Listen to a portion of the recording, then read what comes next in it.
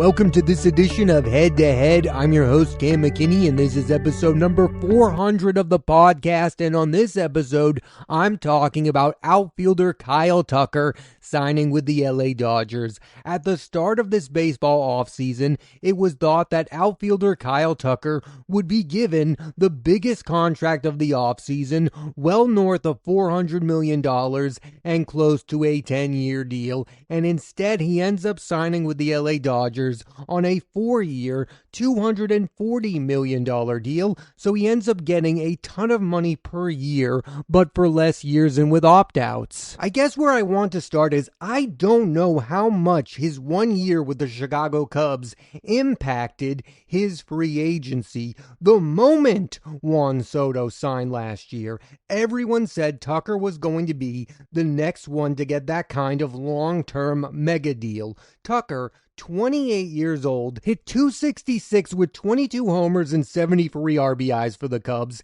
It's my belief that Soto got more money because his year with the Yankees was incredible. He helped them get to the World Series. If Tucker had his best year with the Cubs, he most likely would be signing a decade-long contract with a team right now. And I'm a big Kyle Tucker fan. I think he has one of the best swings in baseball. I think he's a really good defensive player, but you could make the argument, and I will, that he was not the best position player on the Cubs last year. I believe that honor goes to Pete Crow Armstrong, and that's part of the reason I don't think he's back with the Cubs, because the Cubs viewed him as replaceable. That's why this Kyle Tucker situation took so long. He's not good enough to get the $500 million plus that many expected, yet he's not the type of player who was only going to get $150 million. So we needed to find a middle ground, and the Dodgers were the ones who got there. Now, there was a moment in time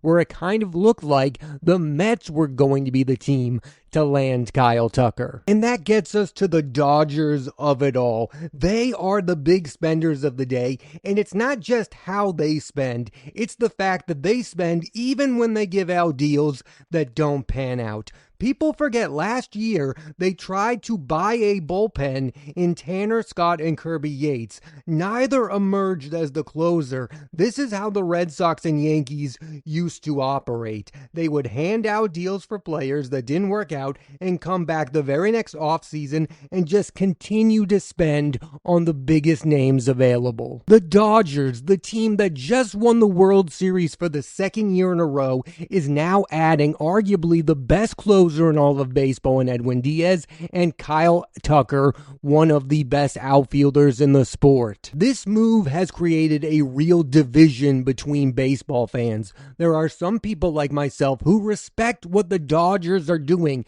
They are spending their money and they are doing it wisely. They are putting together one of the best teams ever assembled, and there's a really good chance they are going to repeat. But then all of the other people out there go, how are the other teams supposed to compete when the Dodgers are the only ones spending a ridiculous amount of money? The Red Sox are no longer spending like they used to. The New York Yankees are no longer spending like they used to. And I get where you're all coming from, but baseball isn't just about the offseason. There are so many teams that have won the offseason in the past and nothing has come of it.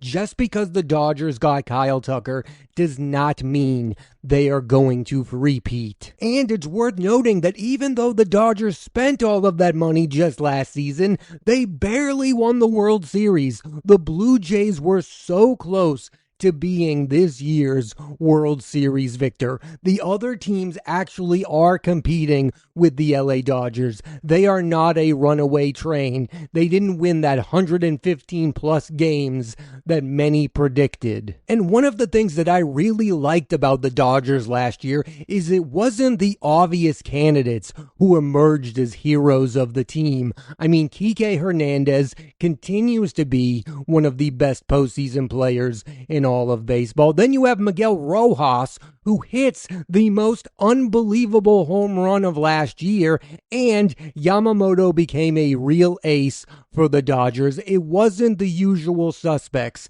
Freddie Freeman wasn't the World Series hero.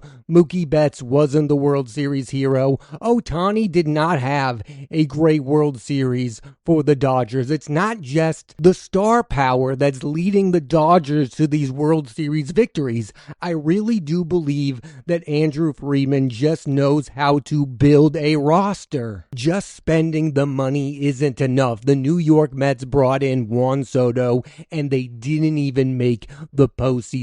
Getting one player doesn't make all the difference in the world in the sport of baseball. The Dodgers are going to continue to be the Dodgers because they're good at what they do. Do I think the Dodgers have a very good chance of winning their third straight World Series title? Absolutely, they have one of the best rosters in the sport. But is it a given? Absolutely not. There are other legitimate contenders. It's not just the Dodgers and everyone else.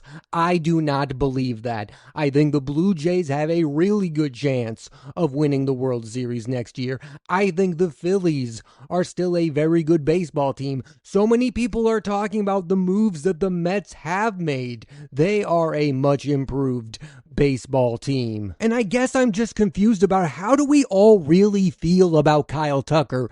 I don't see or hear from a lot of Chicago Cubs fans who are upset that Kyle Tucker is no longer a member of the Chicago Cubs. The Houston Astros have been fine since Kyle Tucker left. Like, yes, I really like the player. I've liked him for a long time. I don't think he's a top 10 position player in the sport. I think it's a big get for the Dodgers because he was one of the best outfielders remaining in free agency, but I don't view him as a huge superstar player. This is not the Dodgers getting Ken Griffey Jr.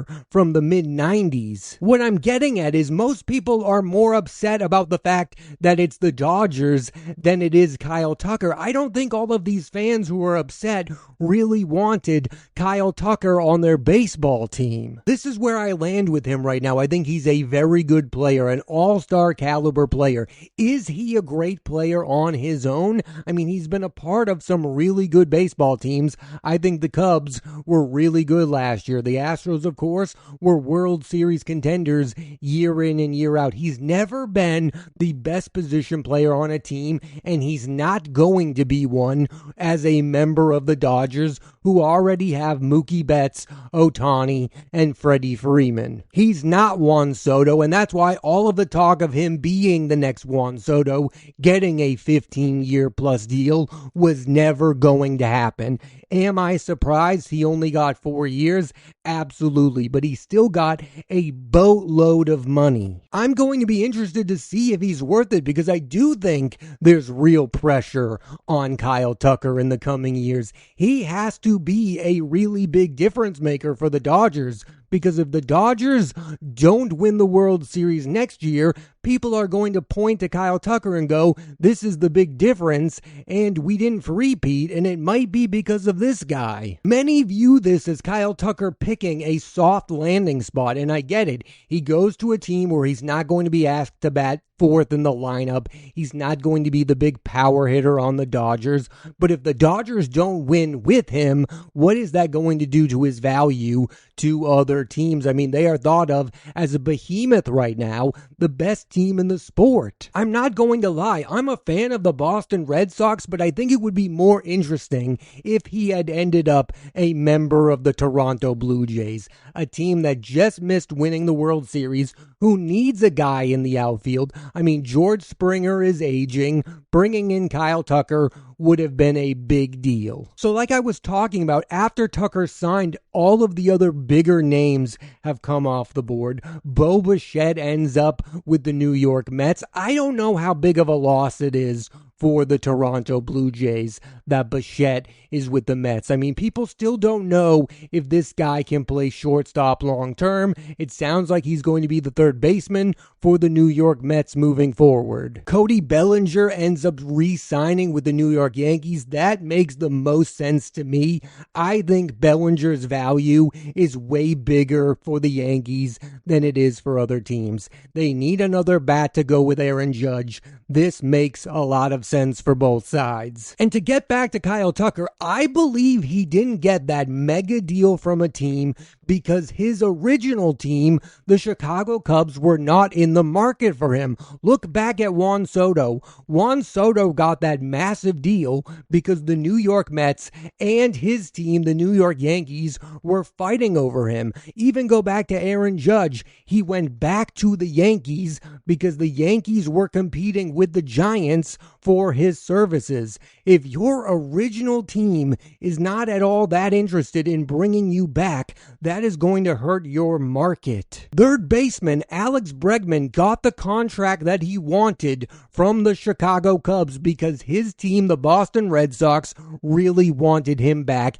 and he used that as leverage to get the deal he wanted from another team. That is how these big deals are going. You're going to get the massive long-term deal if your original team is in on you. If the Chicago Cubs desperately wanted Kyle Tucker back, he could have used that to get a longer-term deal with the money he wanted from another team or the Chicago Cubs themselves. I think so many people thought that the Shohei Ohtani and the Juan Soto contracts would become the new norm, that they would be handing those out to just about anyone, and I don't think that's going to be the case. I think Kyle Tucker had a chance to max out at $500 million, but he was not going to go near the Juan Soto money. Two things would have had to have happened for Tucker to get said $500 million. He would have had a better year with the Chicago Cubs. I think if Kyle Tucker hits 30 homers and drives in 100, he gets a way better deal than the one he gets from the Dodgers. He gets that long-term contract that he was looking for. And the other thing is what I just said. If the Chicago Cubs were really interested in bringing him back, that would have put pressure on the other teams to up their offers. There was no timetable for Kyle Tucker to sign with another team because it never felt like the Cubs were all that interested in bringing him back. So now I have to wonder if Kyle Tucker is ever going to be one of those players that gets a 10-plus year contract. And right now, my answer to that is no. Even if he goes to the Dodgers and puts up big numbers, he probably won't get that much credit because people will go, well, that team is stacked, and if I put him on my team, those numbers will surely be diminished. And Kyle Tucker was without a doubt the biggest name on the market in free agency this year, position player-wise. That is most likely never going to be the case again. He wasn't really competing with other players. I don't think any team really thought Cody Bellinger is better than Kyle Tucker. Even Kyle Schwarber was not viewed in the same way that Kyle Tucker was. So in the free agency where he's the biggest name, he got a 4-year deal. That is very telling that he's never going to get a 10-plus year offer over $500 million. I'm calling it now. Maybe I'm wrong. Maybe Kyle Tucker has a few 40-plus homer seasons with the Dodgers, and his value only continues to rise because he is betting on himself. But it's a dangerous thing to do when you're joining the best team in baseball, because people are going to look at it like when Kevin Durant joined the Golden State Warriors. Well, you're just joining a stacked team.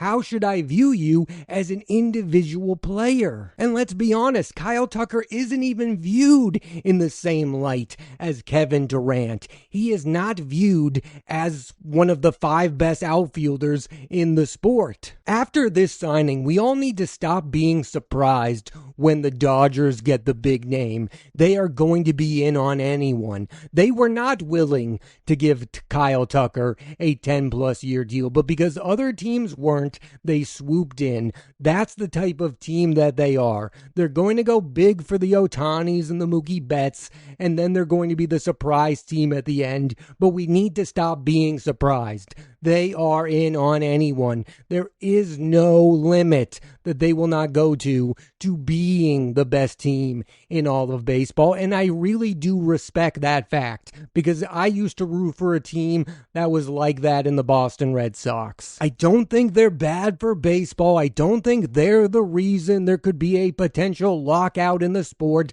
There are other issues in the sport of baseball. I think the Dodgers are a well-run organization who just want to win the most amount of baseball games that they can. So if you are a fan of the LA Dodgers, you are absolutely loving what the Dodgers are doing. Our team that just repeated as World Series champs is getting the biggest name on the market to go along with the best closer in the sport. That's the other thing that I personally love about the Dodgers. I mean, some teams, when they're trying to repeat, just make small moves that could help them get a little better. No, the Dodgers are always going for the bigger moves. They're trying to make the big splash. They're trying to get you to talk about them all of the time. They are good for the sport because people care about what the Dodgers are doing, and they're asking questions like, is this good? Is this bad? Are the Dodgers evil, or are they just good at what they do? Nobody is having these kinds of conversations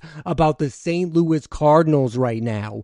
This is good for the sport because the Dodgers are the most relevant team in the sport, and even people that don't watch baseball all of the time have strong opinions about what the Dodgers are doing. Now, do I think what the Dodgers are doing is going to make baseball change the rules? Maybe they're going to have a deferral limit, but they're not going to stop the Dodgers from spending. There's not going to be a salary cap in the sport of baseball because I don't think there's a party in the sport that wants a salary cap. I don't think the other owners care. The other owners just don't want to spend as much money as the Dodgers. They don't care that the Dodgers are spending their money. Yes, the Shohei Ohtani contract is silly, that arguably the best player in the sport is being paid $2 million a year from the Dodgers until, 2031. I kind of get still being upset about that, but the Kyle Tucker contract is not that bad in my opinion. I don't think it's that bad because I don't think they're getting this all-time generational talent. I think he's a really good player. I would want him on my team at the right price. He misses some games from time to time, but I don't think we're talking about a future MVP award winner or a future Hall of Fame player. He's an all-star caliber player. He'll make future all-star games. He's having a very good career, but this is not Aaron Judge. This is not Shohei Ohtani. And from a baseball standpoint, this move makes a lot of sense. I mean, the Dodgers defensively in the outfield were not great. Teoscar Hernandez is one of the worst outfielders in the sport. He's a really good bat. He's a clutch guy, but Kyle Tucker is a Gold Glove winner. You have him, you have Paez. Now you have options in the outfield. I would love to see Mookie Betts play the outfield once again. When he was on the Red Sox, to me, he was the best defensive outfielder in the sport. As of this recording, most people would say that the Dodgers had the best offseason, but the great thing about sports is the games will tell you the truth. If the Dodgers have a vast improvement and win over 100 games and become a regular season juggernaut, then yes, I will admit they had a great offseason, but only time will tell if that's the case. Winning the offseason means absolutely nothing until the games get started. I just find it very laughable that the team that just played in one of the best World Series I've seen in a while, that went 7 games, is being called bad for the sport. They're not sweeping everyone just yet. They are a very good baseball team, perhaps even great, but they're not above everyone else like you're all acting like. There are other teams out there player with a strong potential of winning the World Series next year. And I would have felt the exact same way if the Blue Jays ended up with Kyle Tucker. Yes, that is a very good move, but it doesn't necessarily mean the Blue Jays are going to win the World Series next year. I don't view Kyle Tucker as that kind of difference maker. I'm a big fan of him. Again, I think he has one of the best swings in all of baseball. He is very fun to watch play the sport. But this is not when the Dodgers brought in Ohtani. This is not when the Mets brought in Juan Soto. This is Kyle Tucker. He's a very good player who I do not yet view as a great one. If I'm being honest, I don't love the choice that he's making playing with the Dodgers, but it's his choice to make, and I'm okay with it. I think it will work out, obviously, but I'm not quite ready to anoint the Dodgers the greatest baseball team of all time. Thanks for listening to this edition of Head to Head. I'm Cam McKinney, and there'll be a new episode of the podcast every Monday on Apple Podcasts and Spotify, so please rate, review, and subscribe.